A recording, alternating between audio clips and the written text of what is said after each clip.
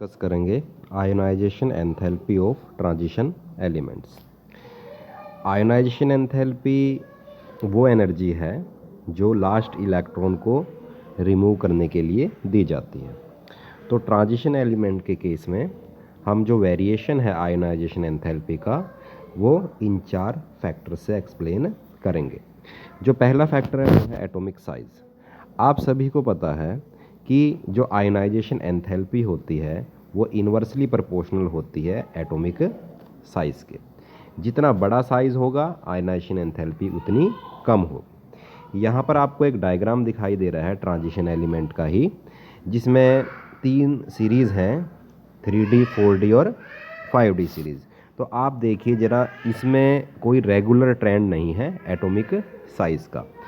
Atomic size starting में decrease हो रहा है, फिर in the middle of the series constant है और लास्ट में थोड़ा सा इंक्रीज़ है। तो साइज़ में कोई रेगुलर ट्रेंड नहीं है, जिसके कारण जो आयोनाइजेशन एंथैल्पी है उसमें भी कोई रेगुलर ट्रेंड नहीं है। दूसरा फैक्टर है आपका न्यूक्लियर चार्ज।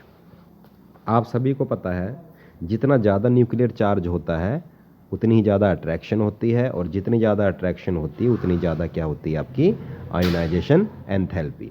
तो जब भी आप ट्रांजिशन सीरीज़ में लेफ़्ट टू राइट जाते हो तो न्यूक्लियर चार्ज इंक्रीज़ होता है और वो क्या करने की कोशिश करता है, आयोनाइजेशन एंथैल्पी को भी इंक्रीज़ करने की कोशिश करता है।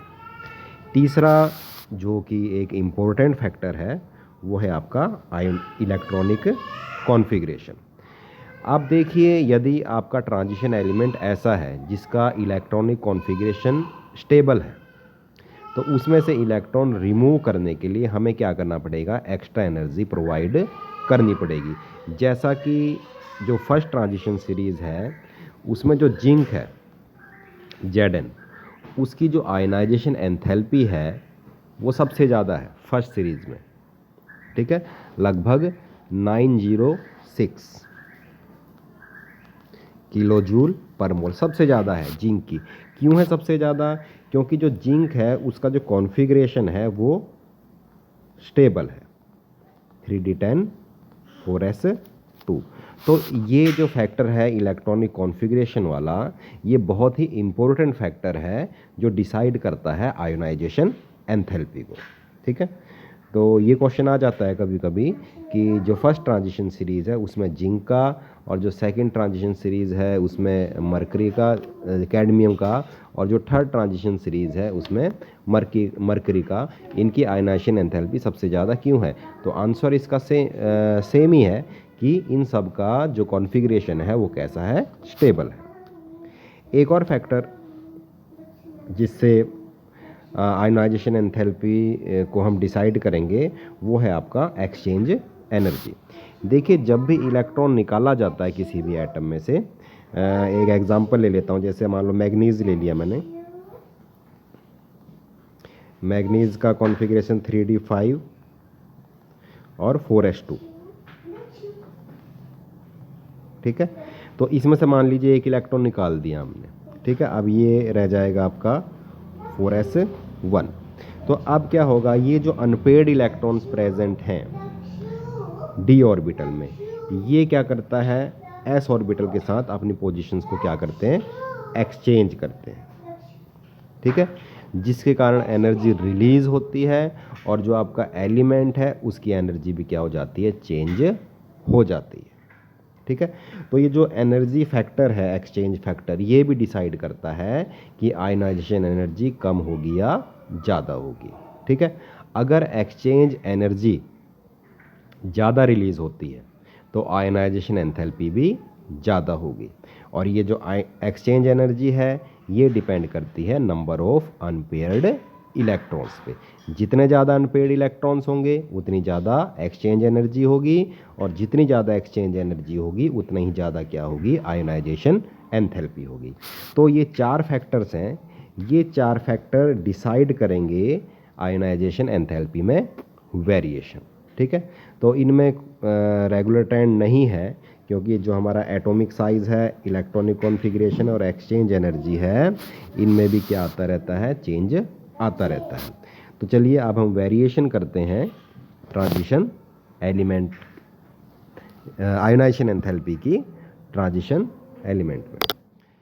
तो अगर मैं जनरल ट्रेंड की बात करूं, जनरली क्या होता है, जो आयोनाइजेशन एंथैल्पी वो इंक्रीज होती है with increase in atomic number, क्योंकि लेफ्ट से राइट जब आप ट्रांजिशन सीरीज में चलेंगे तो एटॉमिक नंबर क्या होगा, आपका इंक्रीज होगा, लेकिन कुछ क्या है, इर्रेगुलरिटीज़ हैं। ठीक है, तो ये आपको पता है इर्रेगुलरिटीज़, अभी मैंने आपको पीछे बताया था। एक्सचेंज एनर्जी के कारण इर्रेगुलरिटी हो सकती है, इलेक्ट्रॉनिक कॉन्फ़िगरेशन के कारण इर्रेगुलरिटी हो सकती है, या एटॉमिक साइज़ के कारण भी इर्रेगुलरिटी हो सकती है। तो जब इंक्रीज़ होता है न्यूक्लियर चार्ज तो क्या होता है आपका, जो ये क्या करने की कोशिश करता है, ये साइज़ को रिड्यूस करने की कोशिश करता है न्यूक्लियर चार्ज, और जितना ज़्यादा न्यूक्लियर चार्ज होगा साइज़ उतना छोटा होगा, और साइज़ छोटा होगा तो इलेक्ट्रॉन निकालना क्या होगा, डिफ़िकल्ट होगा। ठीक है, और जो इर्रेगुलरिटी हैं वो भी रीऑर्गेनाइजेशन और एक्सचेंज एनर्जी, इसके कारण भी इर्रेगुलरिटी होती है। ठीक है, एक्सचेंज एनर्जी और रीऑर्गेनाइजेशन ऑफ एनर्जी ये दोनों एक ही है। अगर मैं फर्स्ट सीरीज़ की बात करूं तो जिंक का एबनॉर्मली हाई आयनाइजेशन एंथैल्पी है। क्यों है, क्योंकि इसका कॉन्फ़िगरेशन क्या है, स्टेबल है। तो अगर मान लीजिए ये आ जाए क्वेश्चन कि वेरिएशन लिखें आप कि क्या वेरिएशन है, तो आपने वेरिएशन लिखना है कि जो आयनाइजेशन एंथैल्पी है वो इंक्रीज़ करती है जब हम एक ट्रांजिशन सीरीज़ में मूव करते हैं, क्योंकि क्या बढ़ता है, न्यूक्लियर चार्ज बढ़ता है। और आपने साथ में ये बात भी लिखनी है कि इसमें जो एक्सचेंज एनर्जी है उसके कारण कुछ इर्रेगुलरिटीज़ भी आती हैं। ठीक है, और सीरीज़ के लास्ट में आयनाइजेशन एंथैल्पी सबसे ज़्यादा होगी। क्यों होगी, क्योंकि कैसा कॉन्फ़िगरेशन होगा उसका, स्टेबल कॉन्फ़िगरेशन होगा। ठीक है, तो इसमें कुछ क्वेश्चंस हैं, इसको ज़रा हम डिस्कस कर लें। जो पहला क्वेश्चन है वो ये है कि chromium has low first ionization enthalpy, कि जो क्रोमियम है उसकी आयनाइजेशन एंथैल्पी कम क्यों है। इसके लिए हमें क्रोमियम का कॉन्फ़िगरेशन लिखना पड़ेगा। 24 इसका एटॉमिक नंबर है, और इसका जो कॉन्फ़िगरेशन है वो 3d5 4s1। ठीक है, एक्सेप्शनल कॉन्फ़िगरेशन है ये। तो इसमें फर्स्ट आयनाइजेशन एंथैल्पी लेस कहा है। फर्स्ट का मतलब आपने केवल एक ही इलेक्ट्रॉन निकालना है, और वो कौन सा है, 4s का। देखिए अगर 4s का इलेक्ट्रॉन निकल जाए तो कॉन्फ़िगरेशन क्या रह जाएगा, 3d5, जो कि कैसा कॉन्फ़िगरेशन है, स्टेबल। ठीक है, तो एक इलेक्ट्रॉन लूज़ करने के बाद कॉन्फ़िगरेशन कैसा हो रहा है, स्टेबल हो रहा है। और अगर कॉन्फ़िगरेशन स्टेबल हो रहा है तो क्या होगा, ये इलेक्ट्रॉन आसानी से लूज़ कर देगा। सेकंड क्वेश्चन है आपका, zinc has very high ionisation enthalpy. ठीक है, ये हम पहले डिस्कस कर चुके हैं। Third ionization enthalpy of manganese is very high.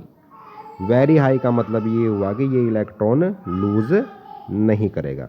अगर मैं इसका कॉन्फ़िगरेशन लिखूँ मैग्नीज का, देखिए आर्गन